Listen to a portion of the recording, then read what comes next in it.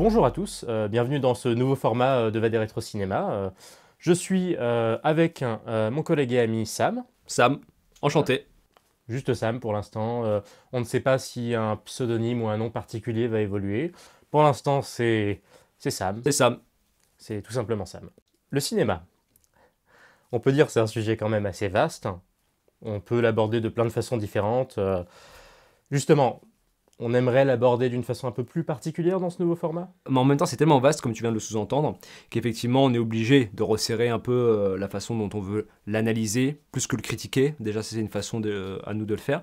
Mais peut-être que la façon la plus simple, déjà de commencer, c'est notre rapport au cinéma. Ouais, notre rapport personnel au cinéma. Donc, Ouais. c'est quoi ton rapport au cinéma? Comment ça s'est arrivé vers toi, en fait? Ta rencontre avec le cinéma, en fait?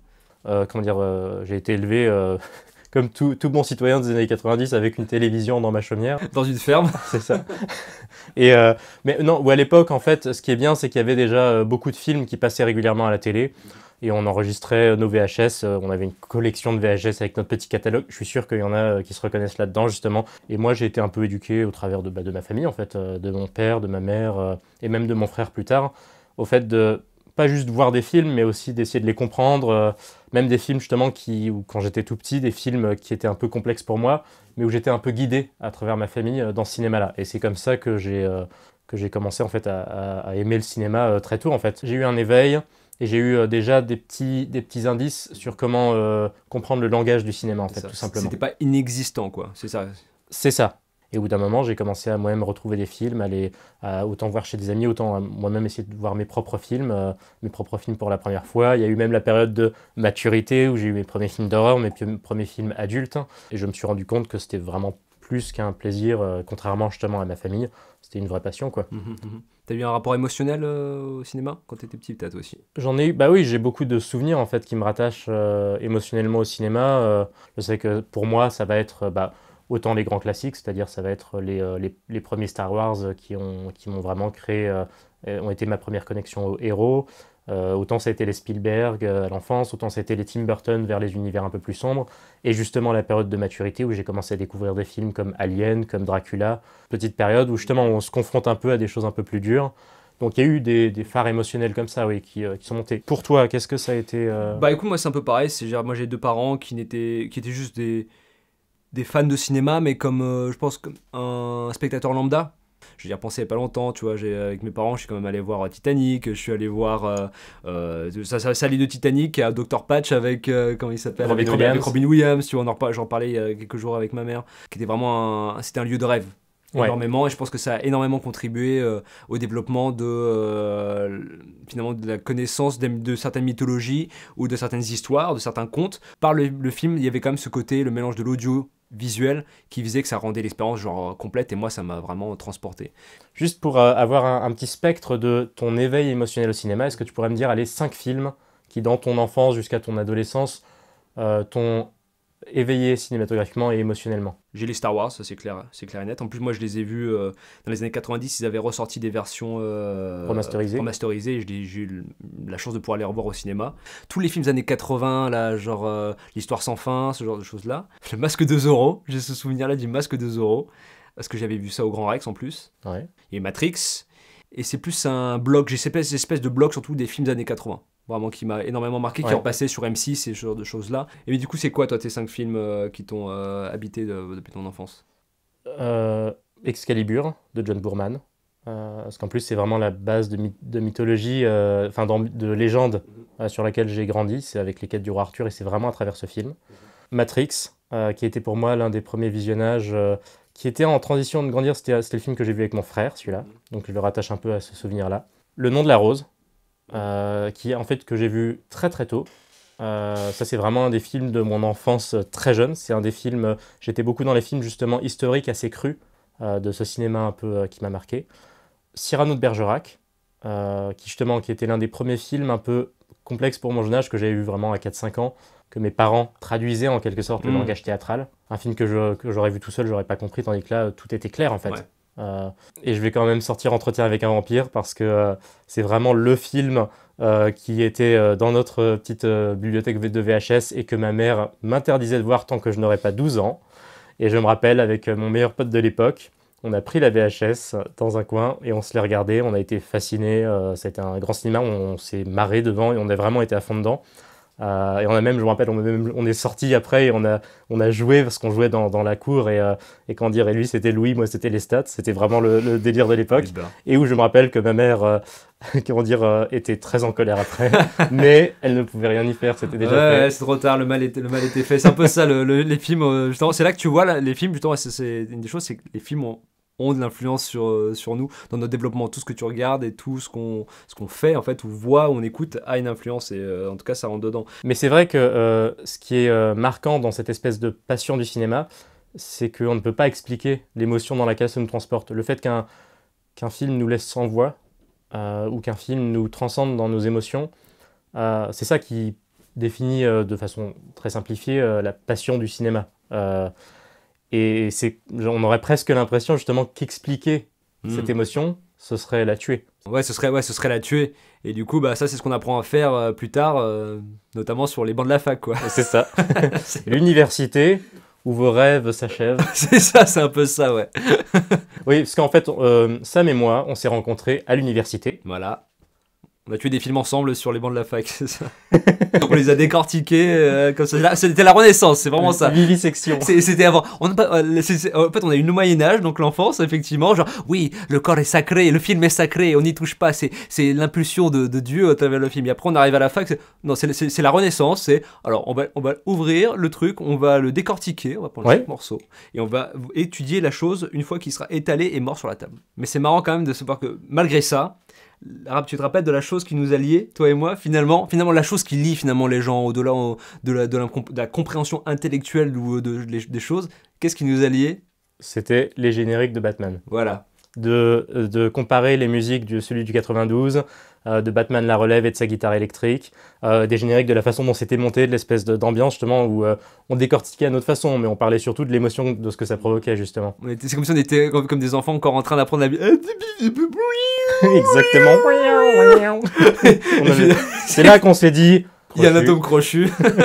On est tous les deux des freaks, on est tous les deux... on n'était pas voilà, pour dire un truc, on n'était pas spécialement les meilleurs dans le sens, au niveau académique. C'est ça. En fait, on s'est retrouvés, mais pas la première année en fait. On s'est retrouvés tous les deux après avoir redoublé la première année. Donc... Yeah. Super. La classe. C'est l'équipe des losers ici, mais bon, en même temps, c'est à la mode aujourd'hui. Voilà, mais en fait, ouais, on n'était pas scolaire. Moi, la fac, j'ai galéré comme un malade, même si on a tous les deux nos licences. Et ouais. Voilà. Mais mention passable, mais je sais que... T'as une mention. L'utilité de l'université, c'était surtout de rencontrer en fait des personnes qui partageaient cette passion. C'est vrai que finalement, tu vois, on critique toujours un peu, non, c'est normal, mais c'est drôle comment ça fonctionne, et c'est juste que j'aimerais réduire le temps entre cette impression de non-sens et l'impression de finalement c'était pas inutile, parce qu'ils ont quand même développé notre méthodologie d'analyse, de s'intéresser à des détails, d'un coup de t'intéresser, de te dire ah mais derrière un film il peut y avoir énormément d'intentions, de défendre finalement le cinéma comme un art et pas juste comme un divertissement. Et c'est peut-être ça que je retiendrai de la fac, et c'est juste le dommage qu'il ait fallu du temps avant que les deux se concilient, de me dire ah finalement ça m'a peut-être quand même été utile. C'est ça qui est dommage. Oui, d'une façon intéressante aussi, du fait qu'on a analysé aussi des films que l'on n'aimait pas. Moi j'avais un cours entier sur la Nouvelle Vague. Oh pitié.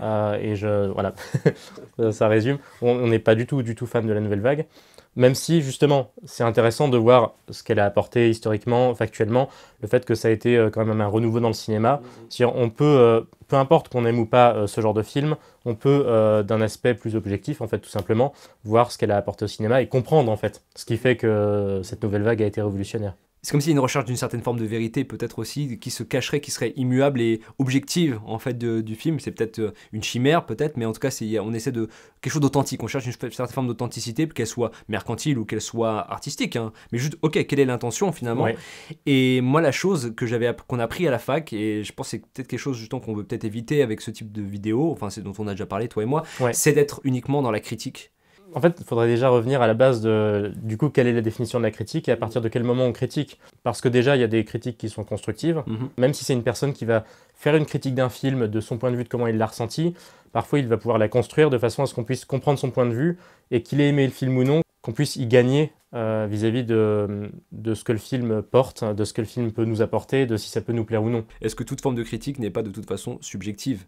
Mais Mais finalement, nous, ce qu'on cherche, c'est subjectif sûrement, mais on essaie de la rendre la plus objective possible. On essaie de retourner, finalement, il y a comme une espèce d'envie de retour à quelque chose qui serait peut-être plus objectif, en tout cas de réfléchir dessus. La critique, je pense qu'elle est inévitable, mais ça dépend de comment on la prend, en fait, tout simplement, et de ce qu'on en fait. Ouais. Ce qu'on aimerait éviter de faire, en tout cas, c'est les critiques qui ne sont pas constructives, tout simplement.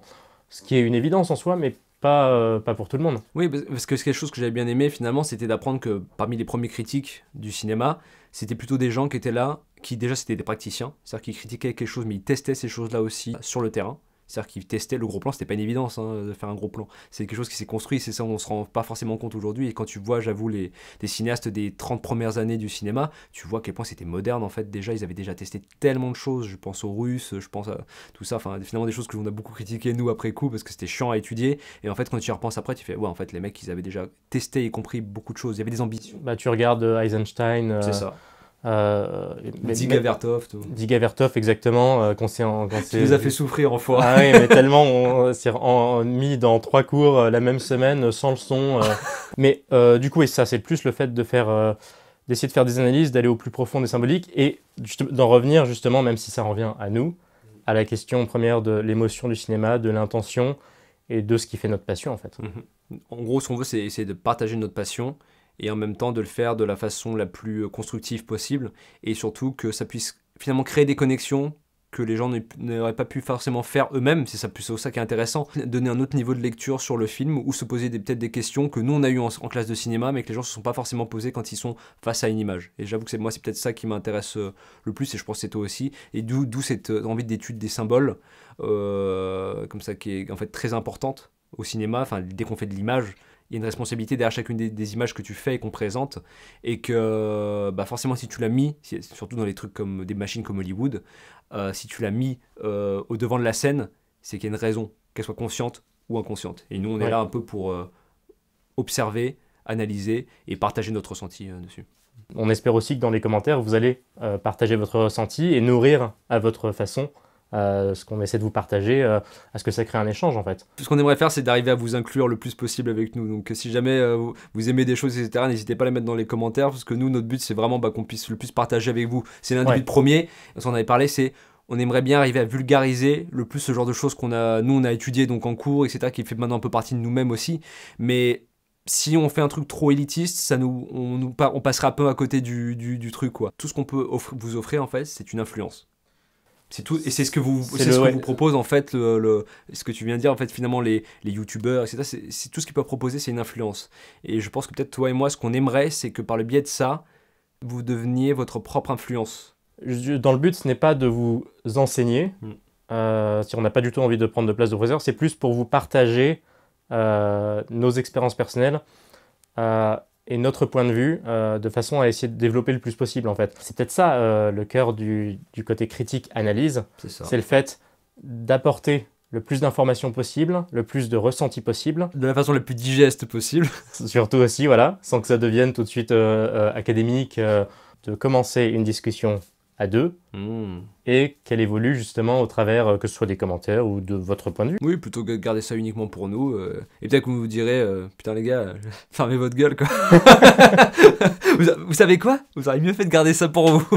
Et bah au moins, vous savez quoi? On aura tenté. C'est ça, j'ai aucun regret. On essaie quand même de s'attaquer à des films assez récents, pour essayer d'être un petit peu dans l'actualité, et dans votre actualité aussi, et dans l'influence justement des films d'aujourd'hui, et de l'impact qu'il a sur le public d'aujourd'hui.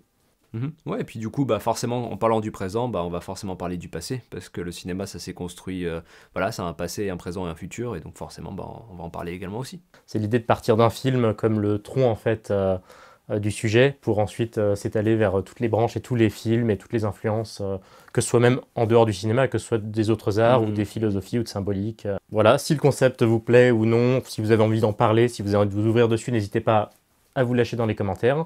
Si vous aimez ce type de contenu, n'hésitez pas à laisser un petit like. Et si vous aimez cette chaîne ou si vous la découvrez, je vous invite à vous abonner. Ciao! Il est temps de s'abonner. Ah, c'est une riche idée.